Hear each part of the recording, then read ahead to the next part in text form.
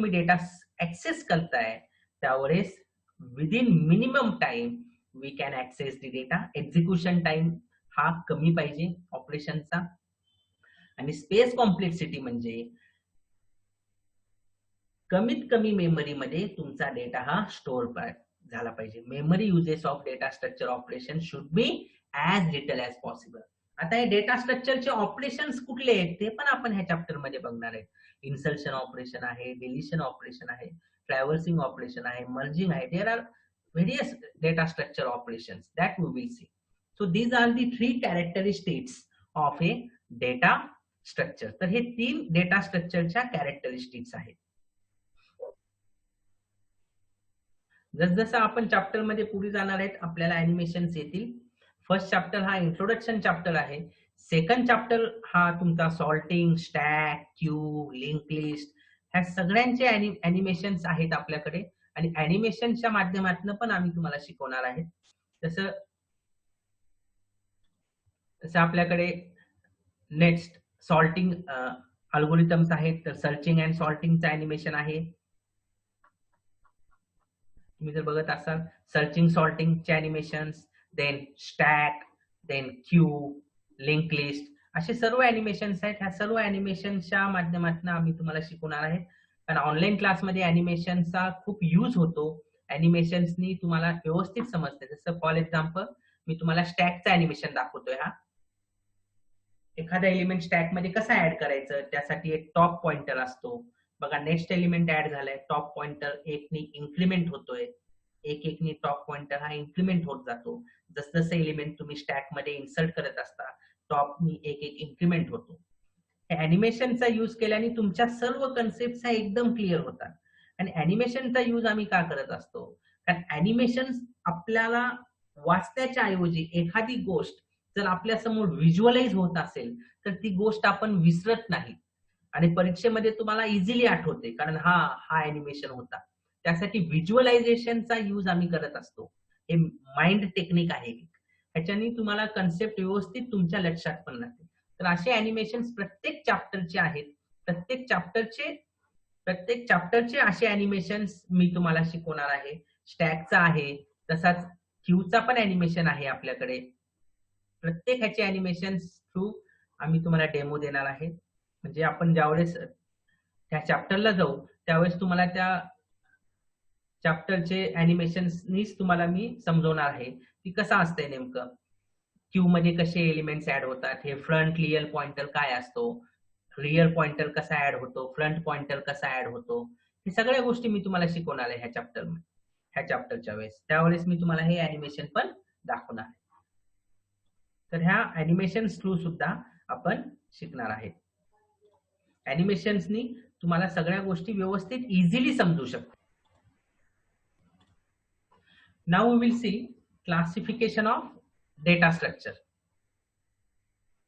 Now we will see classification of data structure. Basically, there are two types of data structure. One is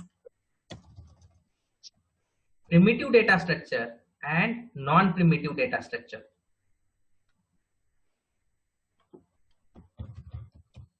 Primitive. आता primitive data structure म्हणजे काय आणि non primitive data structure म्हणजे काय? Primitive data structure means these are the basic data structure that are directly operate on built-in data types. Means these data structures are operate on built-in data types. Built-in data types, those are available in programming languages. मग built-in data types कुठले आताच आपण पाहिले, integer, float, character, हे कुठले built-in data types आहे. So primitive data structures हे असे डेटा स्ट्रक्चर्स आहेत जे बिल्ट इन डेटा टाइप्स वरती ऑपरेट करत असतात. these data structures, these are directly operate on built-in data types such as integer, float, character. Then non-primitive data structure. आता non-primitive data structure म्हणजे काय? म्यूट ठेवा सर्वांनी.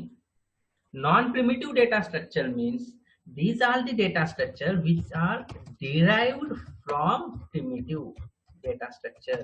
म्हणजे असे डेटा स्ट्रक्चर आहेत जे प्रिमिटिव्ह डेटा स्ट्रक्चर पासून डिराइव्ह झालेले आहेत. कुठले? Non primitive data structure. समजते? दोन main primitive data structure. These are the data structure which are operate on built-in data type.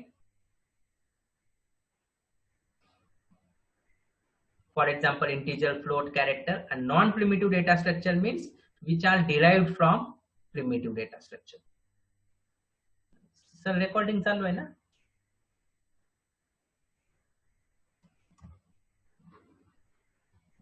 आहे sir. Okay. So these are the two basic classification of data structure. आता बघा diagram through बघा. Data structure ह्याचे दोन type, primitive data structure आणि non primitive data structure. मग primitive data structure कुठले? एक built in data types, integer, float, character, pointer. These are primitive data structure. आणि non primitive data structure means those are derived from built in array, list, structure, files. आणि list मध्ये दोन महत्वाचे data structure आहेत अजून, linear data structure आणि non linear data structure, जे आपण बघणार आहेत. मेन आपल्या सिलेबस मध्ये हे दोन डेटा स्ट्रक्चर सांगितले त्यांनी, लिनियर डेटा स्ट्रक्चर आणि नॉन लिनियर डेटा स्ट्रक्चर. आपला पूर्ण डेटा स्ट्रक्चरचा जो सिलेबस आहे तो लिनियर डेटा स्ट्रक्चर आणि नॉन लिनियर वरतीच आहे. प्रत्येक चॅप्टर, आता लिनियर डेटा स्ट्रक्चर कुठले कुठले आहेत? स्टॅक, स्टॅकचा एक चॅप्टर आहे आपल्या सिलेबस मध्ये. पुन्हा क्यू एक आहे, क्यूचा पण सिलेबस मध्ये चॅप्टर आहे. Link list. पुन्हा नॉन लिनियर डेटा स्ट्रक्चर कुठले कुठले? ट्री आहे आणि ग्राफ आहे. या प्रत्येकाचा एक चॅप्टर आहे. Stack, Q, link list, tree आणि ग्राफ. असे 5 चॅप्टर आहेत आपल्याकडे आपल्या सिलेबस मध्ये. तर आपण ह्या डेटा स्ट्रक्चर सब्जेक्ट मध्ये लिनियर डेटा स्ट्रक्चर आणि नॉन लिनियर डेटा स्ट्रक्चर ह्या दोघांचा अभ्यास करणार आहे. सो मग आपण बघूया पहिले लिनियर आणि नॉन लिनियरची डेफिनेशन काय. सर्वात महत्वाचं आहे, लक्ष द्या. Linear data structure means it traverses the data element sequentially. आता sequentially means what? It traverses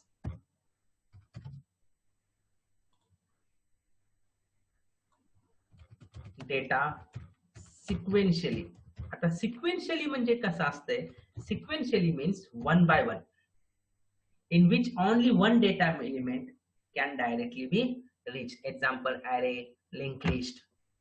हे काय? Linear data structure. म्हणजे काय? ह्याच्यामध्ये आपण ऍट अ टाइम आपण एकच डेटा ऍक्सेस करू शकतो आणि सिक्वेन्शियली म्हणजे वन बाय वन. म्हणजे सपोज डेटा एक सॉर्ट असेंडिंग असेल तर रोल नंबर 1 नंतर 2 3 4 5 6 असं नाही. रोल नंबर 1 नंतर डायरेक्ट रोल नंबर 10 ला आपण जम्प करू शकत नाही. वी कॅन नॉट ऍक्सेस, म्हणजे रॅन्डमली ऍक्सेस पॉसिबल आहे का? नो. म्हणजे काय? No random access.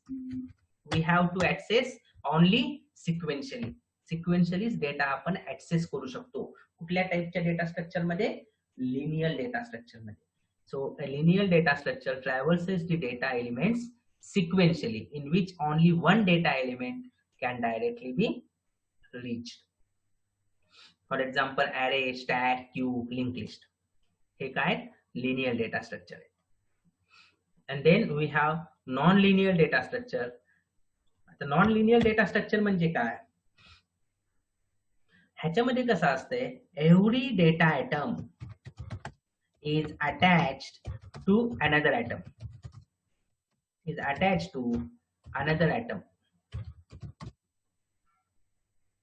so that a data atom can be accessed. म्हणजे एका डेटा आयटम पासून आपण दुसरा डेटा आयटम ऍक्सेस करू शकतो. Because here one data item is attached with another data item. Link list हे असा एक आहे जो नॉन लिनियर मध्ये पण मोडतो, कारण लिंक लिस्ट मध्ये भरपूर टाइप्स आहेत. त्याच्यामध्ये काही लिंक लिस्ट याच्यामध्ये पण येतात. So non linear data structure means non-linear data structure means in which a data atom is attached to another data atoms in a way that is specific for which reflects some relationship. काही relationship असते त्या दोघांमध्ये, म्हणूनच ते एकमेकाशी attach असतात. म्हणजे suppose role number 1 आहे. Please do like and subscribe to our YouTube channel. स्टुडंट्सला विनंती आहे, आमच्या व्हिडिओला लाईक करा आणि आमच्या यूट्यूब चॅनलला सबस्क्राईब करा. हा फ्री डेमो बघितल्यानंतर तुम्ही आमच्या पॉलिटेक्निक रेग्युलर क्लासेसला जॉईन करू शकता.